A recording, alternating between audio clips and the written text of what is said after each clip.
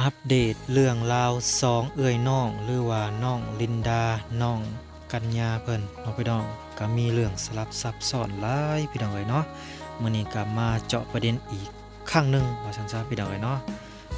ก็คือเรื่องราวนี่แหละทางอ้ายเนาะพี่น้องเพิ่นมีสองพี่น้องนี่เพิ่นมีอ้ายคนหนึงแต่ว่าเสียชีวิตไปแล้วเนื่องจากได้ผูกคอตายน้องพี่น้องเนาะทางอ้ายน้องลินดาน้องกัญญาเพิ่นได้ผูกคอตายพี่น้องเนาะผูกคอตายก็เนื่องจากสาเหตุหยังก็มีแต่ว่าเฮาไปทราบข้อมูลนำปากป้าเพิ่นก็เลยเนาะพี่น้องเนาะเพราะว่าทางป้าเพิ่นอีกก็มีเรื่องราวอีกพี่น้องเนาะลูกทางอันเอื้อยเพิ่นนี่เนาะพี่น้องผู้ที่ว่าเพิ่นเป็นป้านี่เป็นแม่หญิงกับผูกคอตายอีกพี่น้องเนาะโอ้เรื่องนี้สลับซับซ้อนแฮงพี่น้องเนาะพอดีมื้อนี้ก็มาเจาะประเด็นกันเลยพี่น้องเนาะมาทราบเรื่องราวนำกันว่าที่ไปที่มาเป็นหยังจังใดว่าซั่นซะพี่น้องเนาะเพราะว่าเรื่องนี้บ่ธรรมดาพี่น้องเนาะถือว่าโอ้หดหู่และก็น่าสลดใจเศร้าใจหลายพี่น้องเนาะครอบครัวนี้ก็ได้บ่ฮู้ว่าสาเหตุเป็นหยังพี่น้องจังลูกเพิ่นจังผูกคอตายแต่ละคนอายุแค่12-13 ปีพี่น้องเนาะทางแม่หญิงก็12ทางอ้ายน้องลินดากับกัญญาเพิ่นนี่แค่อายุ13เองเป็นผู้ชายก็บ่ฮู้ว่าเพิ่นเป็นหยังคือผูกคอตายเนาะพี่น้องมีแต่ว่าเฮาไปทราบเรื่องราวนำกันเลยพี่น้องเนาะ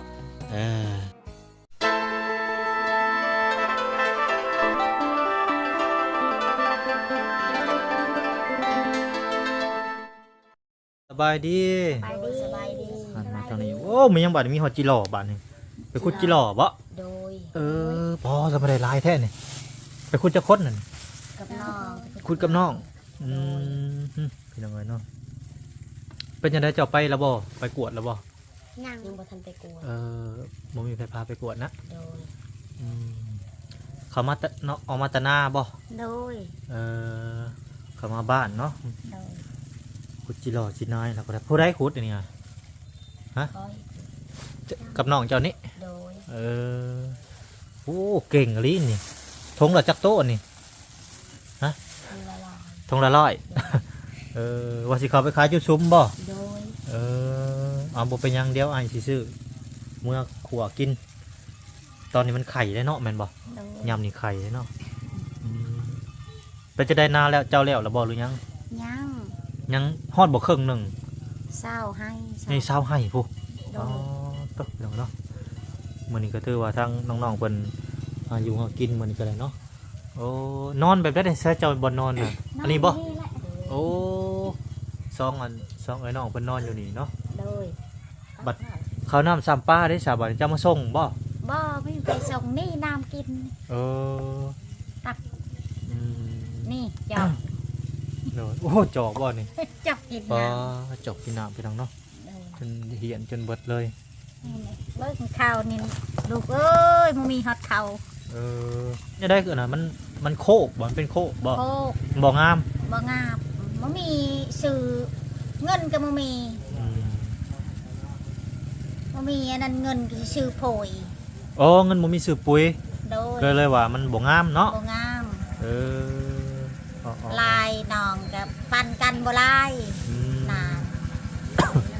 นี่ก็ร้านมาเพิ่มอีกเนาะมาเพิ่มเองก็ถูกนั่นแล้วมันอายเรายังกับใครในอายก็ตายแล้วอายเราคิงบ่อายคิงพุ่นไปอยู่เพื่อนป่าอยู่พุ่นอยู่เมืองซอน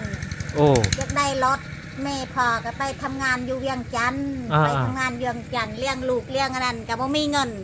ไปทำงานก็อยู่กับป่าก็เปล่า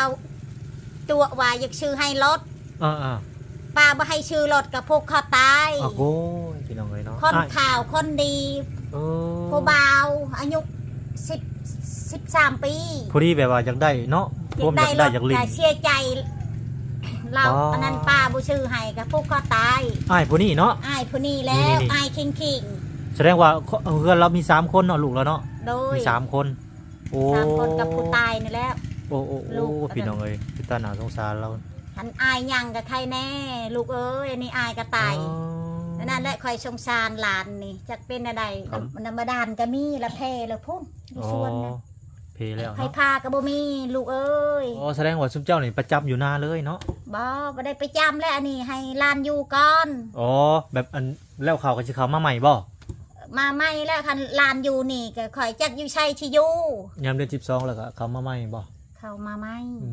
ม มาไม่ก็แม่ก็บ่ได้หยังทุกอยู่หน้าก็หาบหนึ่งคุกนี่ อันนี้หลานไปเก็บอยู่พุ่นอยู่ขยะ โอ้คู่นี้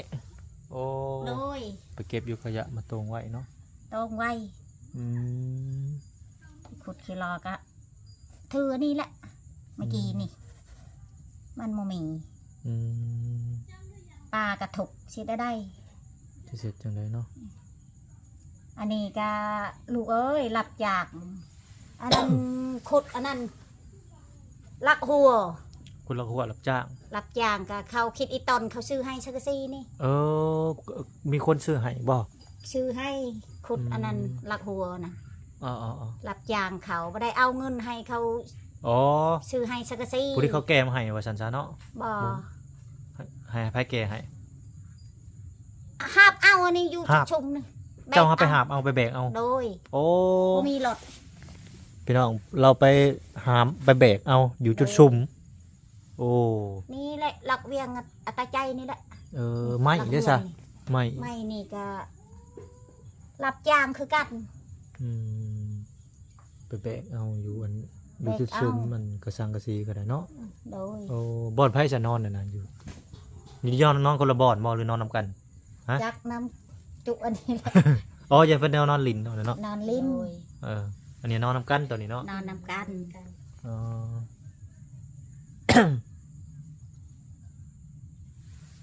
คิดลาดมมีไผเบิ่งมมีไผนั่น อืม ลูกเอ้ยมีส่งเสือกับมมีเสร็จอะไร นุ่ง ป้า บ่แม่น ก็ยัง สุดนี่บ่ มี หวาน เงิ สุด ซื้อ สุดเก่าบ่ ชุดเก่าแหละมันมมี ชุดอยู่หน้าอยู่เพื่อนก็บ่มีนะ บ่นี่กระเป๋าเขา เบิ่งมาเบิ่งดู ไปคนเขาไรนี่นั่นนี่กระเป๋า เอ นี่ อกระเป๋าอันนี้ ค บ่ อยจนน้ำตาย้อยไปหับหนองลูกอันนั้นหลาน เบิ่งเอามาเบิ่งดูฮะไปได้เครื่อง ไม่ได้เครือก จงมาเบิ่งดูให้พี่น้องเบิ่งดูโอ้อันนี้บ่สุดเพิ่นน่ะ สุดนี่ สุดผู้ใดเนี่ย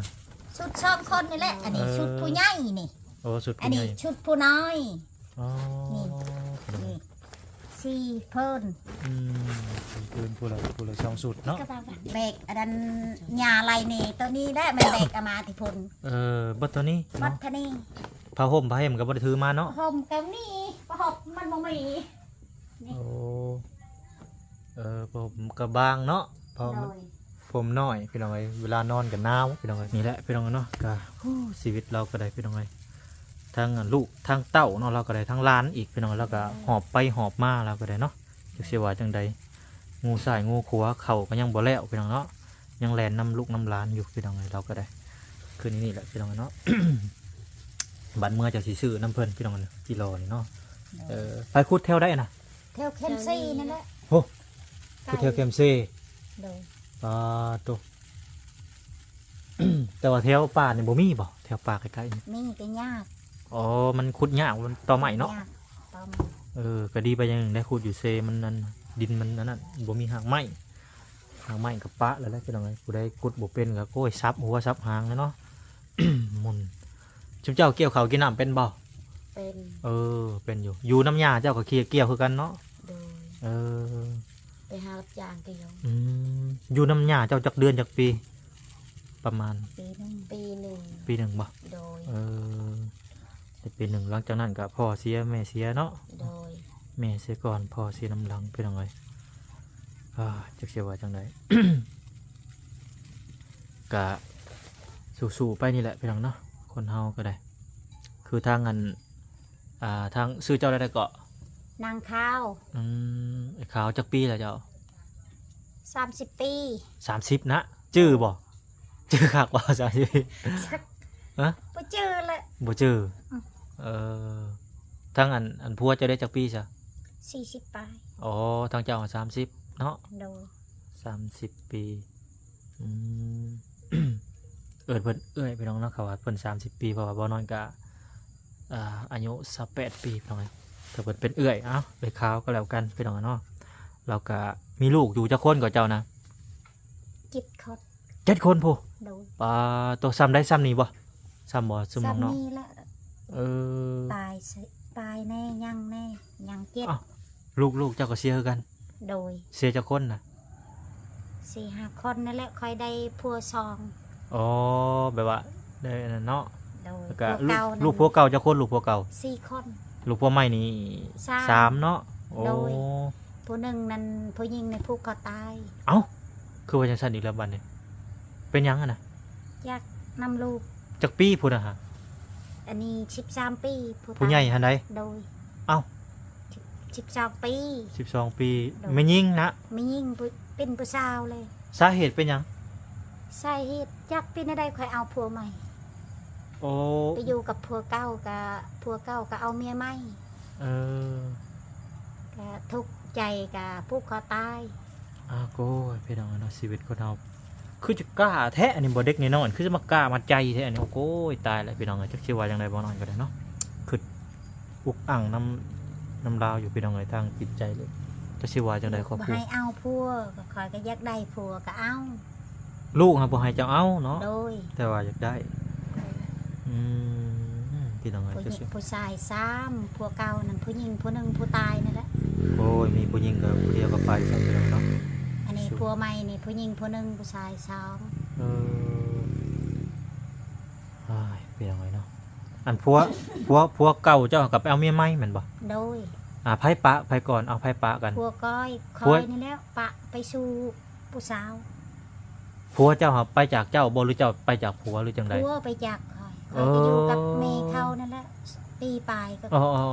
ผัวหาจากป้าเจ้าว่าง่ายซะเนาะ โดย ไปเอาเมียคนใหม่ โดย แล้วเจ้าบ่มีผัวก็จำเป็นก็ต้องอยากได้ผัวแม่นล่ะวะ โดย โอ้กับปกติเพิ่นไปนอนทางแม่เพิ่นก็ได้อยากได้ผัวเนาะเพราะว่า เราก็อยากให้ผัวมาหาเฮ็ดนาแหละเนาะ โดย เลี้ยงลูกเลี้ยงเต้านํกัน เลี้ยงเต้า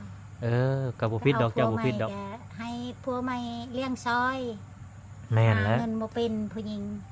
แต่ว่าลูกสาวหาทำใจบ่ได้ซะบ่ โดย แหละคือคิดนั่นเนาะพี่น้องเอ้ยเอาก็เอากว่าเนาะพี่น้องเพราะว่ามาเลี้ยงลูกเลี้ยงหยังซอยเพราะว่าติเราสิคิดแบบนั้นเราบอกเจ้าบ่เจ้าได้จังฮู้ โทรหาตอนแรงกับลูกเขาบ่ได้ยักว่าว เอ เพราะ อ ว่าลูกเอ้ยมาได้ใบเจ้าอยู่ได้กับพอเก่าได้ผิดกันได้มาหาแม่เขาว่า เออ กับลูกข่อยก็บ่ได้ตอบเลย แสดงว่าเราหักพ่อแล้วเนาะ โดย เราแพงพ่อแล้วเบิ่งนี่สงสัยเราอยู่น้ำพ่อเก่าเรา ตอนเช้าผูกคอตายเป็นโมง โอ้ยพี่น้องเอ้ยเจ้าสิว่าจังไดเจ้าก็คิดฮอดเราอยู่บ่ คิดฮอดแล้ว เออ ลูก กำลังเป็นสาวซะเนาะ12 ปีแล้วคือใจเราคือนั่นมันแท้นี่ลูกโอ้ใจเด็ดแฮงเลยพี่น้องบ่น้อยก็ยอมเหมือนกันเลย โดย ได้จักปีแล้วเราปลูกไว้ มง4-5 ปีนั่นแหละบ่ เอ ได้เฮิบ อปลูกปลาหนึ่งก็เป็นสาวใหญ่เลย12 14 15 16 ปีเลยนี่ โดย ป่านนี้ ขี่รถ 16 จักร ปี กับปิน ขี่รถจักรก็เป็นแล้ว แต่ว่าเราบัดโอ้ยไปซ้ำไปน้องเนาะจักเสียว่าจังใด อยู่กับคอยกับ3 ปีกับ เออ เขาไปปะเมื่อเฮือนนั่นพอเราเอง อืม มันมาถือกันกับพอนี่พอมา อ้ายไปน้องเนาะชีวิตคนเฮา คอยกับพัวกับปะบ่ได้ อืม ลูกกับปะบ่ได้ บ่มีทางเลือกเจ้าก็เลยเนาะ มีทางเลือก สาเหตุที่เราเอาผัวก็อยากให้มาเลี้ยงลูกซอยกันนั่นแหละไปน้องเนาะเราเลี้ยงผู้เดียวบ่ไหวว่าซั่น โด ซะ ย เพราะว่าเฮ็ดให้เฮ็ดหน้าว่าซั่นซะเนาะบ่มีไผคนขับรถไถเนาะ โดย ว่าซั่นซะรับจ้างเกี่ยวข้าวซั่นสิบ่มีคนครึ่งก็ยากสาเหตุแบบซี่พี่น้องเนาะเรื่องราวเราก็ได้โอ้สลับซับซ้อนพี่น้องเรื่องราวเป็นจิตใจพี่น้องเอ้ยหนักแห้งอะไร ฮ้ายอย่าไปขึ้นแบบนั้นเด้อทางน้องๆสิทุกข์สิทุกข์เศร้าสิยากเฮามี2 แขน 2 ขาหาอยู่หากินก็ได้ก็เป็นเบิดสุขุสุคนแหละมีแต่ถึงว่าสิบ่มีพ่อบ่มีแม่ก็สุมเจ้า2 คนแล้วก็ลุงป้าสุมเจ้ายังเหลืออยู่เด้อ โดย อยู่น้ำเพิ่นอาศัยน้ำเพิ่นก่อนหารับจ้างเกี่ยวข้าวเกี่ยวน้ำถ้าว่าว่างๆก็ได้ถ้าว่าสุมเจ้าแล้วบ่แล้วก็หา หลังจากเกี่ยวข้าวเกี่ยวน้ำแล้วซุมเจ้าสิหาหยังหาขายนี่มีหยังแน่หาขาย หาขายหน่อไม้ หน่อไม้จิรอมีหยังอีกบัดนี้มีหยังอีกยามแรงนี่ไปรับจ้างหยังยามแรงนี่ฮะ ไปรับจ้าง บ่มีบ่ บ่บีและยามแดง ยาม นี่ แล เป็น ง ยามมื้อนี้แหละยามพ มี ร แต่ ตก ยาม นี่แหละ ยามฝนตกเนาะบ่ได้หานั่นหานี่คือนี่แหละยามนี่ก็จิรอยังบ่เบิดก็สู้ไปก่อนพี่น้องเนาะยามแรงก็บ่มีแนวรับจ้างพี่น้องจะสิว่าจังไดแถวเขตนี่มันหายากเนาะคงจากโรงงานเนาะ โด โด ย ย บ่มีเพิ่นรับจ้างพี่น้องเอ้ยมีแต่หาเครื่องไม้เครื่องดงของป่าและมาขายแม่นล่ะบ่ โดย ก็ฝากทางเจ้าเบิ่งแย่งนี่เด้อ โดย เพราะว่าเพิ่นก็บ่มีพ่อบ่มีแม่แหละต้องให้จะว่าจังได๋เสือก็ คอยก็พอแล้วตายหมัด เออ นั่นอันนั้นแม่พอก็พุ่นอยู่เหนือพุ่นอยู่เมืองพีนพุ่น พ่อเจ้าฮะ โดยตายแล้ว ตายแล้วบ่โอ้ ยังแต่แม่ก็เฒ่า อายุเราเท่าใดแล้วคือเสียไว้ พอพอนั่น โดย 70นี่แหละ โอ้เพิ่นเฒ่าแล้ว เจ้าเป็นลูกกกบ่หรือลูกหลา บ่ลูกล่า อืมครอบครัวเจ้ายังจักคนมีจักคนซะครอบครัวเจ้า อยู่เพื่อนหลังบ่ แม่นรวมพี่น้องจุมเจ้ามีจักคน อยู่เพื่อนนี่ แม่นอยู่ไสก็ย่านะที่ว่าเป็นพี่น้องจุมเจ้าลูกพ่อของเจ้านะมีจักคน 9 คน โอ้คนตะกี้อาชิลายเป็นเอาคนตะกี้ก็เอาคนแม่นแหละแต่ว่ากูมือนี้บ่ได้อยู่นำกันเด้ ผู้หญิงฮอกผู้ชายสาม อืม อยู่ใกล้ๆซุมเจ้าอยู่บ่หรืออยู่ไกลไผมัน อยู่ใก ไก ล้ ล กัน และ ไกลบ่ โดย เออ ไกลเนาะมื้อแรงสิกินข้าวกับหยังสองคนนี่ บนจักคือกัน บ่จักคือกันบ่ โด เอย อเขาไปจุดซุ้มไปหาซื้อปิ้งไก่ปิ้งกานี่แหละหาซื้อปอกซื้อปลากินก็เงินเมื่อวานนี่ก็เอาไปซื้อยังเงินเมื่อวานนี่ ไม่ได้ซื้อ ยังบ่ได้ซื้อบ่ โดย เก็บเอาไว้เนาะประหยัดพี่น้องเนาะถือว่ามีหยังก็กินไปว่าซั่นๆ กระ เนาะ เป๋าเงิน อืมเออก็พี่น้องกระเป๋าเนาะเป็น เบิ่งเงิน เก่าจนขาดพี่น้องเงินทางบ่ละเอาให้กับบ่นอนเมื่อวานนี่เนาะ โดย เก็บไว้ดีๆเด้อเอาไว้ซื้อแนวจำเป็น โดย เอาไว้ไปห้องหมอซื้อยายามเป็ดเจ็บเป็นเย็นอุ่นถ้าว่ามีหยังก็กินไปก่อนเนาะ โดย ถ้าว่าเฮาพู้นแหละถ้าเฮามีอยู่มีกินแล้วเฮาจังคอยซื้อกินแนวมันแซ่บๆยามนี้ก็แฮ่ไว้ก่อนซื้อละเล็กละน้อยของอยู่ของกินก็ได้เอาไว้เวลาไปห้องหมอเจ็บเป็นเอ็นอุ่นเวลาเป็นนั่นเป็นนี่ยากได้พี่น้องโอ้หายากเด้อกับผู้เพิ่นสิมาเบิ่งก็ได้ถ้าเพิ่นใจดีก็สาธุนำย่านแต่ว่าเพิ่นก็ยากเพราะเพิ่นนั่นแหละเพิ่นก็มีภาระพยายามเพิ่นบ่เบิ่งก็สมเจ้าก็โอ้อันตรายหลายเพราะว่าทุกมื้อนี่มันโรคภัยไข้เจ็บมันมาเยือนตลอดว่าซั่นซะ เฮือนนี้ได้จากปีเลย 10 กว่าปี โอ้10 ปีแล้วเนาะแต่ว่าพานี่ข้างบ่เบิดเนาะมีแต่นี่เนาะทางนี้หันดอกแล้วเนาะสายคามันต่ำมันสั่นว่าซั่นซะแต่ว่าซ่านบัดปุ๊บมันนั่นมันไกลกันพี่น้องเนาะ สิหักแหละนะ สิหักเลยเนาะว่าจังไดเอ้าก็มีแต่ว่ามื้ออื่นพุ่นแหละเด้อสิเข้ามามื้ออื่นสิเข้ามาอีกเทื่อหนึงว่าซั่นซะเนาะถ้ามีภารกิจเดี๋ยวก็สิทำภารกิจต่อไปเนาะตอนนี้ก็ยังมาอัปเดตทางน้องๆเพิ่นก่อนว่าอาการทางน้องเพิ่นเป็นจังไดแล้วได้กินบ่ได้กินยาจังมิดเลยบ่เจ้านะ โดย ทำกิน ปาดโตคือบ่เขาไปซื้อยานํมากินน่ะนะไว้เป็นไอเป็นไข้เนาะ โดย เจ็บอยู่บ่หัวหรือบ่เจ็บบ่เจ็บเนาะ เบิ่งมันก็ได้ เป็นหยังสับอันนั้นผู้แหละมื้ออื่นก็สิเข้ามาใหม่อีกครั้งเนาะเดี๋ยวสิซื้อจิโร่ทางอันน้องลินดาน้องกัญญาเนาะพี่น้องทางซื้อเพิ่นก็งามพอสมควรเท่าไหร่ว่ามา เท่าไหร่ ทงละ10,000 ตรงละ 10,000 โดย โอ้เลยตรงละ 10,000บ่นี่ตรงละ 10,000พี่น้องเนาะ โดย แต่ว่าทางบ่น้อยก็ให้เพิ่นเอาไว้ซื้อยาเลยพี่น้องเนาะเอ้า หนุบแล้ว นก โอเค โ ดีแห้งเด้อ อยู่ดีมีแห้ง ให้พ่อได้พ่ อวย อ พรเป็นบ่ เป็นบ่ บ่เป็น สาธุสาธุให้ร่ำให้รวยเด้อ ยำให้รวย บ่เป็นโอเคบ่เป็นยังไงเอ้ยเพิ่นเอาหนูพร้อมกันหนูพร้อมกันหนูพร้อมกันเลยเอา หนู สาธุขอให้ร่ำให้รวย ความเจ็บใหญ่ความใครยามี ให้อยู่ดีมี ให้ แห้ง ดี เด้ มีแห้ อง เด้อ หาเงินหา หา คำ เงิน ให้ได้ หาคำก็ให้ได้ให้ร่ำให้รวยต่อไปนี้ โด สา สาธุเนาะทางน้องเพิ่นยัง ยังว่าบ่เป็นพี่น้องเพิ่นยังน้อยอยู่ยังสิอายจังหน่อยเนาะเอาสำนี้ก็ขอบใจหลายๆแหละ จ้า โดยเดี๋ยวทางบ่น้อยก็สิเอากิโลมื้อขั่วก่อนพี่น้องบัดนี้มื้อสิเข้ามาใหม่เด้อเอาสบายดีอยู่ดีมีแฮงบ่สุขทุกคนไป เด้อลูก โด เด้ ย อให้ร่ำให้รวยไปติดต่อไปซะ ถูกขอบใจหลายๆพี่น้องก็ถือว่ามื้อนี้ก็มาอัปเดตแล้วเรียบร้อยพี่น้องว่าซั่นซะพี่น้องเนาะก็น่าสงสารเคสนี้ก็หนักพอสมควรเนาะทางน้องๆเพิ่นพี่น้องเนาะพี่น้องจักสิว่าจังได๋บ่น้อยก็ได้เนาะเพราะว่าหน้าเพิ่นก็ใกล้พี่น้องเนาะถ้าว่าเพิ่นเที่ยวมาหาหลานเพิ่นก็พี่น้องเนาะก็ต้นพอสมควรเพื่อสิฮอดว่าซั่นซะเนาะก็เลยแบบว่าเพิ่นได้จำเป็นเพิ่นได้นอนพี่น้องเนาะก็มีเฮือนอยู่2หลังพี่น้องเนาะ2หลังใกล้กัน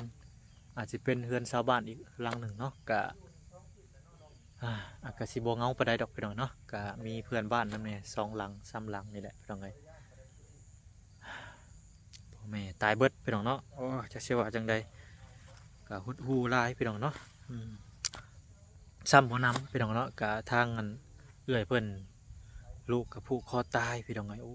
ตะมียิงสะบัดใจแท้อันนี้พี่น้องเอ้ยเนาะใจเด็ดใจเดียวกระดอกกระเดะพี่น้องเอ้ยทางลูกสาว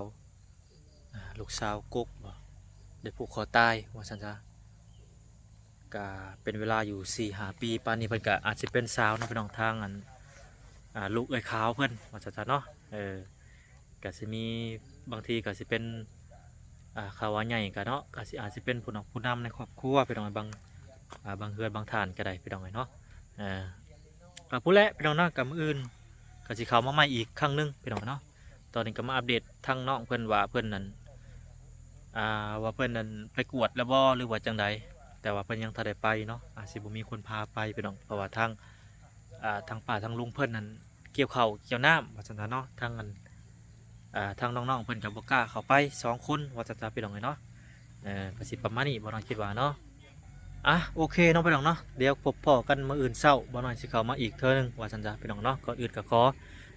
ฝากพี่ฝากน้องนี่แหละพี่น้องเนาะเป็นกำลังใจว่าซั่นจ้ะพี่น้องเนาะแล้วก็FC บ่ทุกท่านพี่น้องเนาะที่เข้ามารับชมมาฟังจังได๋ก็ขอขอบคุณหลายๆเนาะคลิปนี้บ่น้อยก็บ่มีหยังหลายพี่น้องเนาะก็มีแต่คำอวยพรอวยไสให้ทางพ่อแม่พี่น้องFC และผู้ใหญ่ใจะดีเบิดสุขผู้สุขคนจงมีแต่สุขภาพเข้มแข็งความเจ็บอย่าสุดใดพบไข้อย่าสุมีเด้อเนาะปรารถนาสิ่งใดก็ขอให้ได้สิ่งนั้นสมดังปรารถนาเนาะรับก็ให้ได้เงินหมื่นนอนตื่นก็ให้ได้เงินแสนแบมือมาก็ขอให้ได้แก้วมันิโซโทษให้ก็อย่ามาพานม่านให้ก็อย่ามาเบียดความขี้เดียดก็อย่ามาไก่กว้างจังไรก็อย่ามาตาวเด้อพ่อแม่พี่น้องเอาแล้วไปแล้วสบายดีพี่น้องสบายดี